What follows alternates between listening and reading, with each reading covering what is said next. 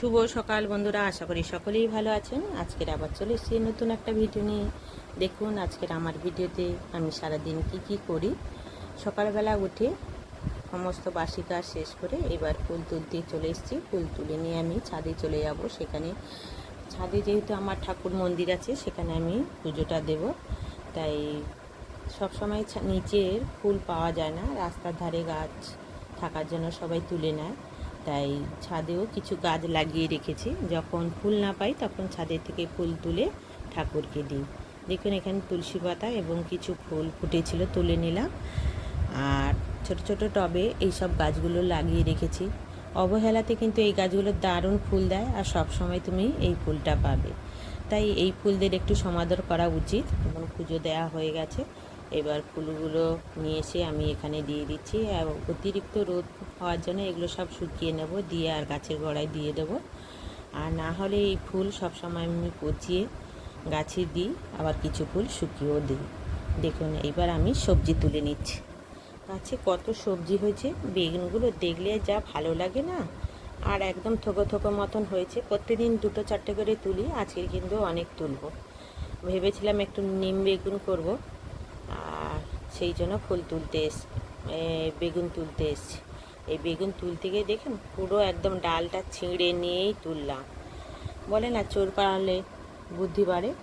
তারপরে কাটার আছে, কাটাটা দিয়ে কেটে তুলে নিলে হতো। দেখেছো, গাছটা যখন ডালটা ছিঁড়ে ফেললাম তখন কাটারটা দিয়ে কাটছি। এত চালাক আমি। দেখুন এইখানেও কটা বেগুন হয়েছে, তুলে নিলাম। আর কিছু করলা হয়েছে, করলা না উচ্ছে হয়েছে। আমি এবছর উচ্ছে দানা প্রত্যেক বছর এনে লাগাই, তা সব উচ্ছেই হয়, করলা হয় না। করলা বলতে যেটা বড় বড় হয় আর কি। কিন্তু এও লাগিয়েছি, মাটির কারণে হোক যে কারণে হোক ছোট ছোট হয়েছে। একবারই যা বড় বড় উচ্ছে হয়েছিল, আর প্রত্যেকবারেই আমার ছোট ছোট হয়। দেখুন কত সুন্দর, একদম প্রাণবন্ত। একবারে দেখেই কি ভালো লাগে উচ্ছেগুলোকে, একদম সবুজ আর সার ছাড়া, আর খেতেও দারুণ লাগে। দেখুন এই উচ্ছেগুলো তুলে নিচ্ছি। আর বেশি বড় থাকলে আবার পেকে ভেতরে দানাগুলো শক্ত হয়ে যায়, তো আবার শক্ত দানার উচ্ছে আবার ভালো লাগে না খেতে। দেখুন এবার কটা উচ্ছে তুলে নিলাম। আর শীতের কিছু টমেটো ছিল, সব গাছ তুলে ফেলিনি। আর যেগুলো আছে দুটো দুটো চারটে করে হয় তুলি। আরও গাছ আছে, তার মধ্যেও টমেটো আছে। এবার দেখুন এখানেও কটা উচ্ছে আছে। আর এই গাছের বিশেষ একটা কিছু যত্ন নিতে হয় না। মাটিটা সুন্দর করে এই মানে সবজি খোসা শুকিয়ে সাধারণ মাটি দিয়ে আমি নিচে বস্তা দিয়েছি। ক্যারেটের মধ্যে আমি নিচে বেশি মানে সিমেন্টের বস্তা, তার মধ্যে আমি পাতা লতা যা থাকে সব দিয়ে দিই। তারপরে অল্প একটুখানি মাটি, এই সাধারণ মাটি আর সবজি খোসা মেশানো মাটি দিয়ে বসিয়ে দিই। তাতেই গাছ দেখো কত সুন্দর হয়েছে। আর এইভাবে আমি সব গাছ লাগিয়েছি। মানে যেহেতু ছাদের উপরে লাগানো, বেশি ভারী করা যাবে না। কলা পাতা ছোট ছোট করে কেটে, বা জাম পাতা, পেয়ারা পাতা এগুলো বেশি করে নিচে দিয়ে দিই। তারপরে আমি অল্প একটু উপরে মাটি দিয়ে গাছ লাগাই, তাতেই কিন্তু সবজি ভালো হয়। আপনারা চাইলেও এইভাবে গাছ বসাতে পারেন। দেখুন আমি এখান থেকে একটা লেবু তুলে নিলাম, আর এখান থেকে কিছু পুদিনা পাতা নেব। পুদিনা পাতাগুলো নিয়ে গিয়ে আমি চা বানিয়ে খাবো। আর এই চাটা খেতে গরমের সময় খুবই ভালো লাগে, শরীরও ঠান্ডা হয়। তাই পুদিনা পাতা নিয়ে গিয়ে একটু খাবো। দেখুন কত সবজি তুলেছি, কত ভালো লাগছে। নিজে হাতে গাছ করে সবজি তোলার আনন্দটাই সত্যিই আলাদা।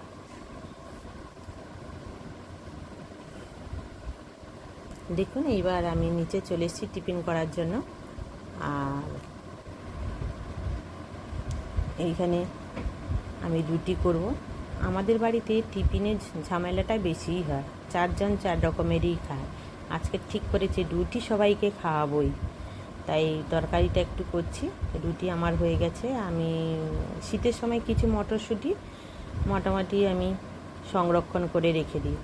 আমার অন্যান্য ভিডিওতে দেখতে পাবেন কিভাবে আমি মটরশুঁটি সংগ্রহ করেছি। তাও একটু বলে দিচ্ছি, এই মটরশুঁটি যখন পাওয়া যাবে সেগুলো ভালো করে ছাড়িয়ে নিয়ে ধুয়ে, আর ডবল ডোরের যে ফ্রিজগুলো হয় তার মধ্যে একটা বাটির মধ্যে রেখে দেবেন। আর 10-15 মিনিট পর আবার বার করে নেবে, দেখবেন হালকা একটু বরফ জমে গেছে। এটা হাত দিয়ে নাড়িয়ে নিয়ে এরকম কৌটোর মধ্যে রেখে সারা বছর আপনি এইভাবে রেখে দিতে পারেন, কিছুই হয় না। আপনার যখনই মনে হবে মটরশুঁটির কচুরি বা এরকম ঘুগনি বানিয়ে খেতে, বা কোনো ডালে বা কোনো তরকারিতে আলুর দমে দিতে পারেন।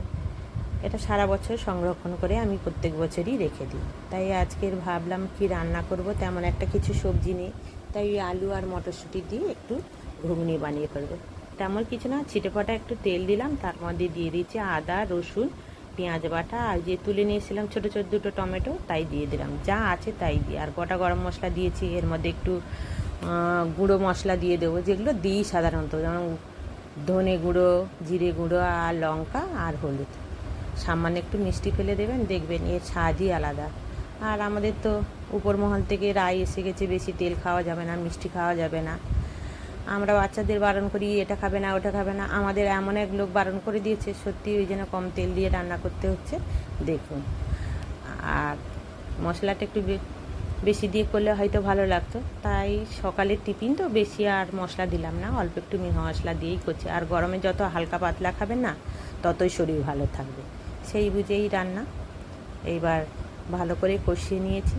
আর ঘুগনি বা মটর বা আলুর তরকারিতে আমি একটু টক দিই, জানি না আপনারা কে কীভাবে তৈরি করেন। আমি যদি লেবু না থাকে তাহলে একটু তেঁতুল গুলে ওর মাঠটা বার করে আমি এতে দিয়ে দিই, খেতে কিন্তু খুব ভালো লাগে। আর আমার কাছে লেবু ছিল, বাগান দিয়ে যে লেবুটা নিয়ে এসেছিলাম, সেই লেবুটার রস দিয়ে দিলাম। দেখুন সকালে আমি কি খাচ্ছি। আমরা সবাই একটু রুটি নিয়েছি, খেজুর, শসা, এই তরকারি, আর নিয়ে নিয়েছি একটা মিষ্টি। এই হলো আমাদের সকালের টিফিন। যে যটা রুটি খাবে।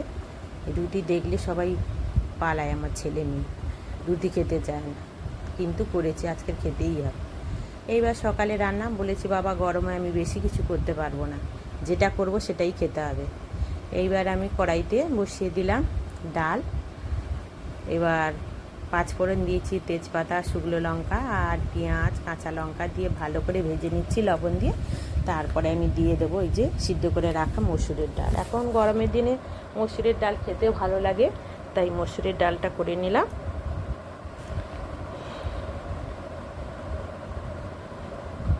আর করব একটুখানি শীতেপাটি মাছ, যেটা বলে, আপনারা কি মাছ বলেন জানি না, সেই মাছের একটু টক করব। আর এই মাছের ভাজা খেতে আমার ছেলে মেয়ে খুব ভালোবাসে, তাই এই মাছটাকে একটুখানি ভেজে নিয়ে টক জল দিয়ে দেবো, টক হয়ে যাবে। তেঁতুলটার কালার দেখেছেন কি কালো, যেন সেই কি বলে উনুনে রান্না করা হাঁড়ির পেছনটার মতো। কিন্তু কি হবে, কালো হলে কি হবে, কিন্তু খেতে দারুণ লাগে, টেস্টও দারুণ হয়। আর এই যে আমুদি চুনো মাছটা, এই শীতেপাটি মাছ ছিল, সেটাকেও কটা ভেজে নিলাম। এইবার দেখুন খেতে বসে গেছি। আর কি রান্না করেছি আপনাদের দেখাচ্ছি। এইবার গরম গরম ভাতের সাথে দেখুন ধোঁয়া ওঠা ভাত।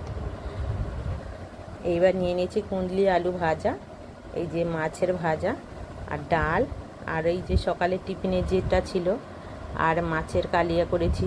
আর এরা তো এই মাছ খাবে না, খেতে চায় না, টকটা কেউ হাত দেয়নি, কিন্তু ওই মাছ দিয়েই খেয়ে নিয়েছে। যেহেতু ছেলে আগে বেরিয়ে গেছে, আর আমি এসে দেখি ও খায়নি, ওইটা নিয়ে খেয়েছে। দেখুন এই যে ভাত বেড়ে ফেললাম, ভাতের সাথে এইসব তরকারি। এতক্ষণ ভিডিও দেখার জন্য অসংখ্য ধন্যবাদ। আপনারা সুস্থ এবং ভালো থাকুন। আর ভিডিওটা ভালো লাগলে অবশ্যই একটা লাইক কমেন্ট করবেন। এখন আসি, পরে দেখাবে অন্য একটা ভিডিও।